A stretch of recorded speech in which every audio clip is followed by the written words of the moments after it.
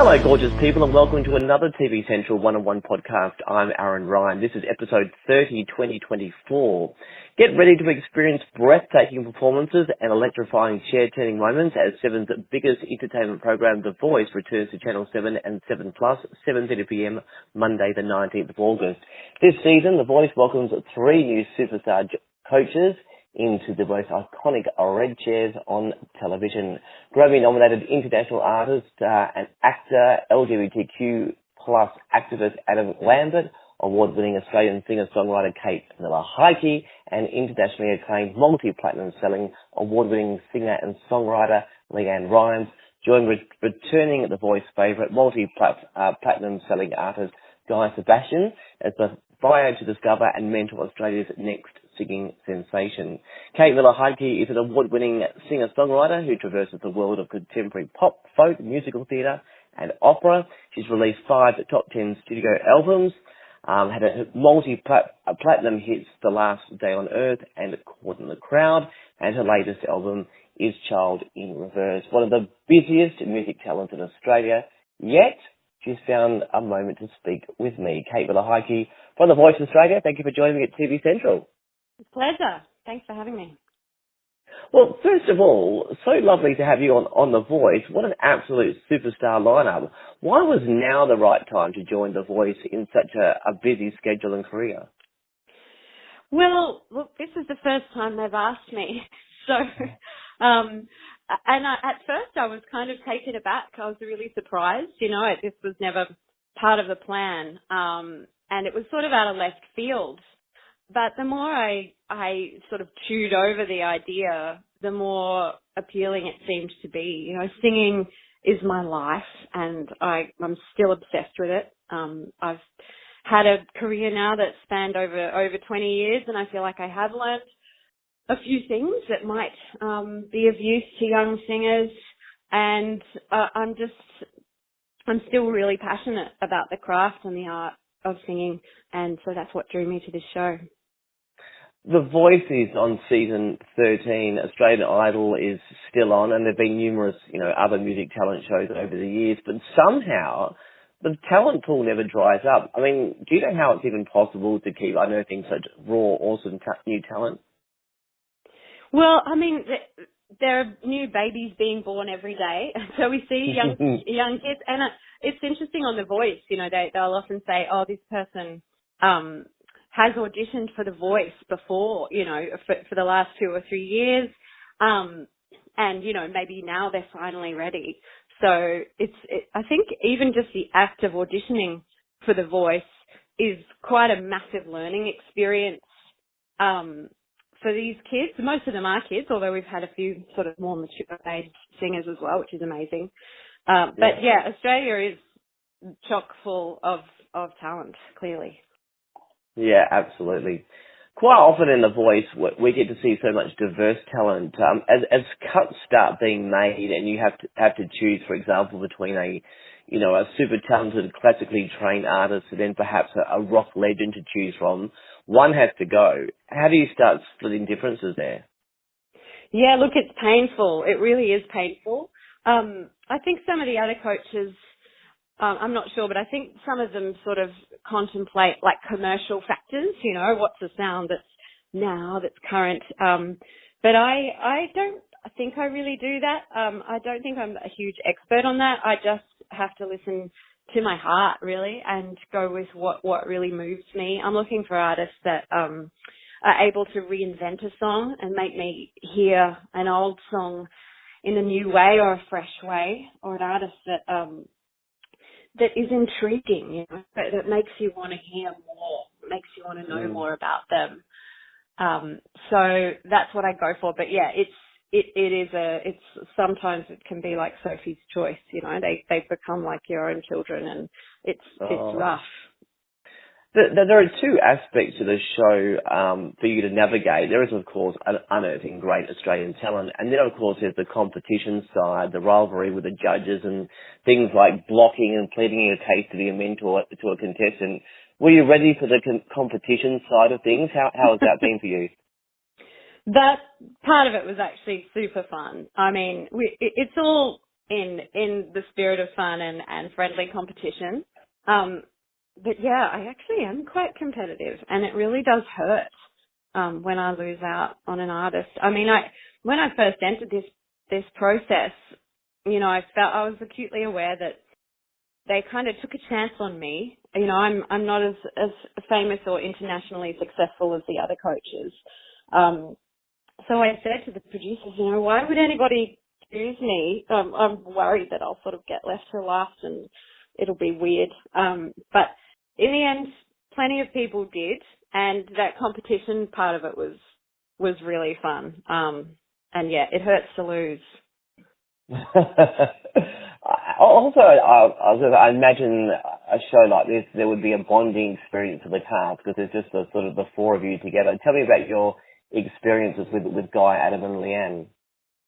Yeah, totally. A lot of bonding because it's such an intense experience, and it's a bit of a roller coaster ride of ups and downs. I felt because I was sitting next to Adam for the whole time.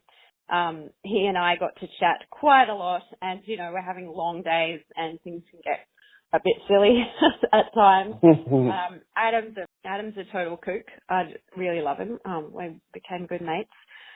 So yeah, and Leanne is just gorgeous and lovely and so generous of spirit. And Guy Sebastian was like a mentor to us all because the three of us had never done The Voice before, so Guy was really, really helpful, and if any of us needed advice or guidance or whatever, he was always there.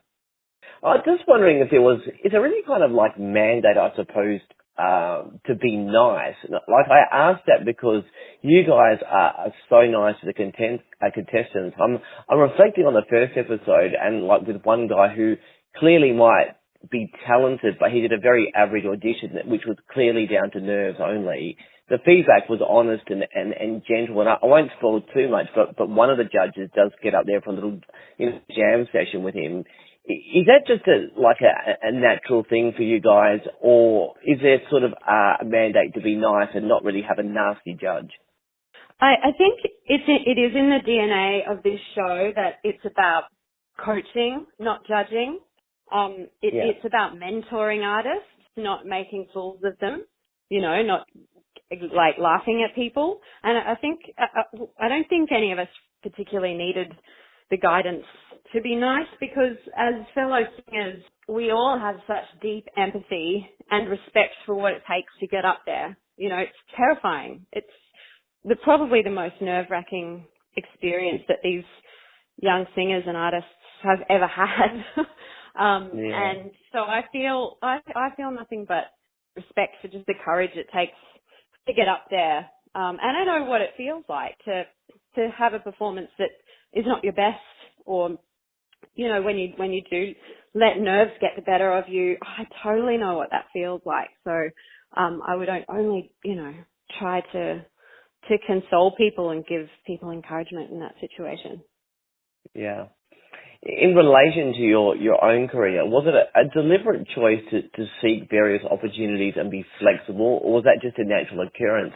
I ask that because, you know, aside from being a talented solo artist, you've really mixed up the genre between pop, musical, theatre, and quite notably opera. You've collaborated on the music and lyrics for Muriel's Wedding, the musical. There was, of course, Eurovision, The Voice now.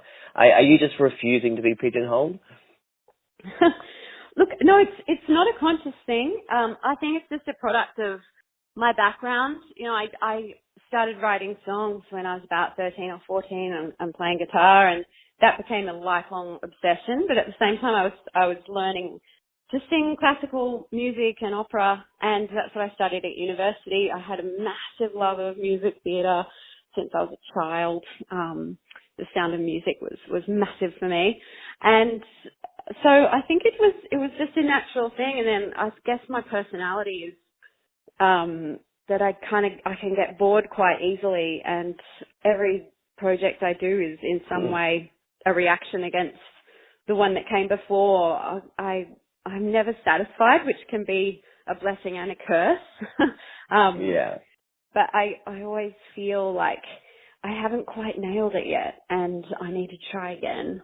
But I'm also really drawn to projects that will challenge me, projects that will scare me, actually. Like, writing my first opera, and then, writing our first musical, my collaborator and I, with Muriel's Wedding. And so those risks, those scary projects have ended up being some of the most satisfying of my career. I can imagine that you have to be a particular type of person having a music career like yours. It certainly would not suit me just because I'm a very consistent and I like, certainty. You could do a massive tour and be working every day and then have a sort of a lull period. You could be out of the limelight working behind the scenes on your music and then all of a sudden be thrust into the public eye doing something like Eurovision or The Voice. I just can't imagine like work-life balance or job security. How do you find living that aspect of your life, which can be, walking by faith a lot? Yeah, look, the job security is non-existent, obviously, and work-life balance is normally a work in progress. But I think you exchange that for the fun and the excitement of not knowing what comes next. See, I feel like I would struggle if my life was too predictable and repetitive. I do love routine when I'm at home, but only because it's a novelty and then it wears thin pretty quickly. But yeah, you're right.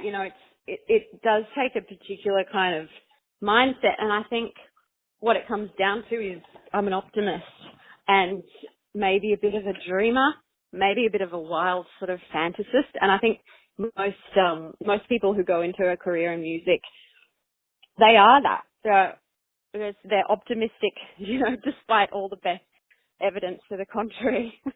And you just sort of throw yourself out there and hope that the universe catches.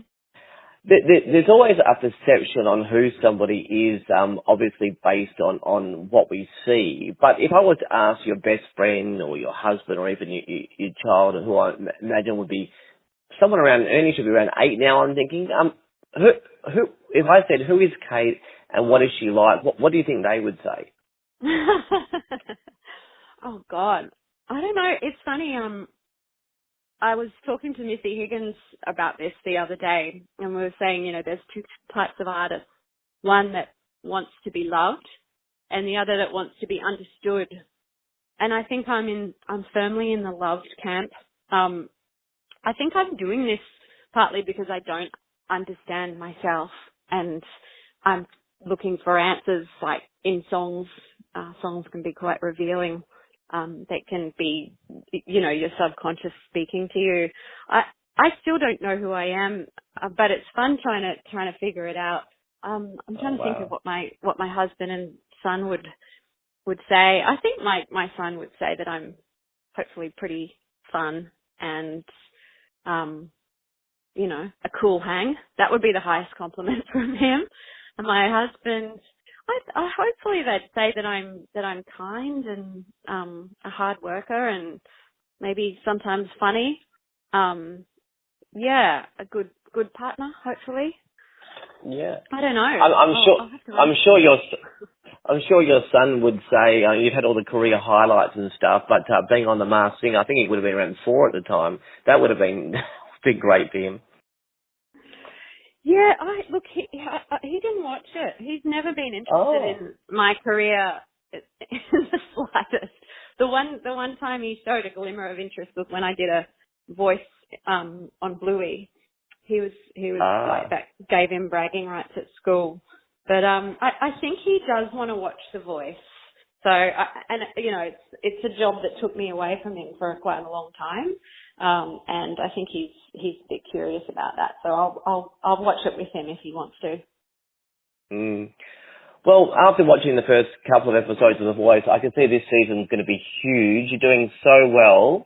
I would say I'm more of a pop person, less opera, but after discovering Last Day on Earth, this is going to be the same story for a lot of people, and then wanting to explore your music, I feel that I've been opened up to, just a whole range of music that has been really great for the soul and given me more experiences and emotion in music that, was, lacking quite frankly. So, thank you for that. Australia's looking forward to the next chapter, and you're discovering yourself as well, even more. And I really appreciate your authenticity and passion. Kate Miller-Heidke, thank you for joining me at TV Central.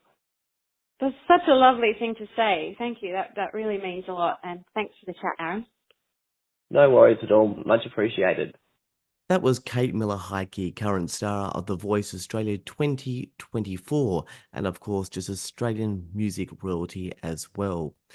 The Voice kicks off Monday the 19th of August at 7:30pm on 7 and 7+.